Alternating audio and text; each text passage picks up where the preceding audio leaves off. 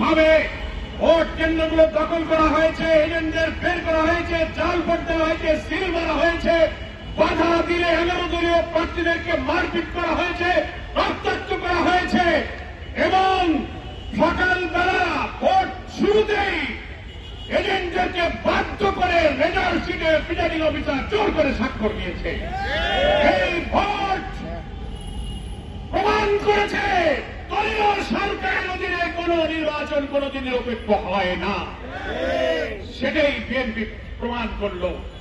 আমরা সেই 2 নির্বাচনের সফর করে বলে এসেছিলাম প্রিজাইডিং, পোলিং প্রশাসন, রিটার্নিং অফিসার নিরপেক্ষ থাকবেন।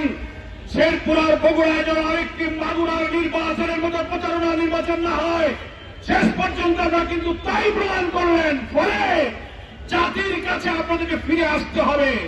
কোন সংখ্যাগরিষ্ঠতা, কোন পুলিশ, কোন র্যাব, কোন পরাশক্তি কিন্তু আগস্টের বিপ্লবকে ঠেকাতে পারে নাই। ওই সংখ্যাগরিষ্ঠতার দোহাই দিয়ে জনগণের বিপক্ষে অবস্থান নেবেন না। আপনারা সেই ফ্যাসিবাদের ধিক্কৃত নিন্দিত পথের দিকেই হাঁটছেন।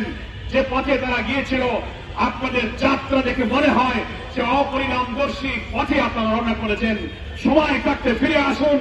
এখনো 5 বছরের 1-1.5 মাস যে পারে নাই। জাতির মুখোমুখি হবেন না, কোন আকাঙ্ক্ষার বিপরীতে চলে যাবেন না। তাহলে ইতিহাস থেকে শিক্ষা নিতে হবে। এই জনগণ আর বারবার রক্ত দিয়ে সহস্র জীবন, 30-40 হাজার মানুষের রক্তাক্ত ক্ষতবিক্ষত স্মৃতি আর সামনে আনতে চায় না। বর্তমান ক্ষমতাসীন প্রধানমন্ত্রী, বিএনপির চেয়ারম্যান, তিনি গণভোটে ভোটের পক্ষে ভোট চেয়েছিলেন, মন্ত্রীরাও চেয়েছিলেন।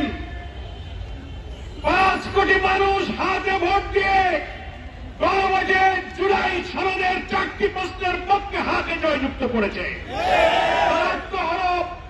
জুলাই সনদের 84টি সংস্কারের বিষয়ে 47টি সাংবিধানিক সংস্কারের প্রত্যেকটি বিষয়ে 4টি প্রশ্নের মাধ্যমে ব্যালটে সংযুক্ত করা হয়েছিল।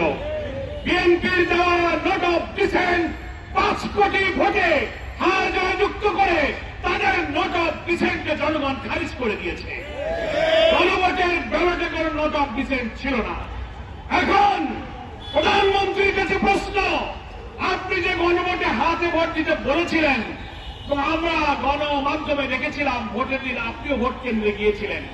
একই দিনে জাতীয় নির্বাচনের ভোট, গণভোট, 2টা ভোট আপনি দিয়েছেন। তাহলে আপনি তো হাতে ভোট দিয়েছিলেন। আপনার হাতে ভোট দেওয়ার অর্থ হল জুলাই সনদের সমস্ত সংস্কারের পক্ষে আপনি হা বলেছেন।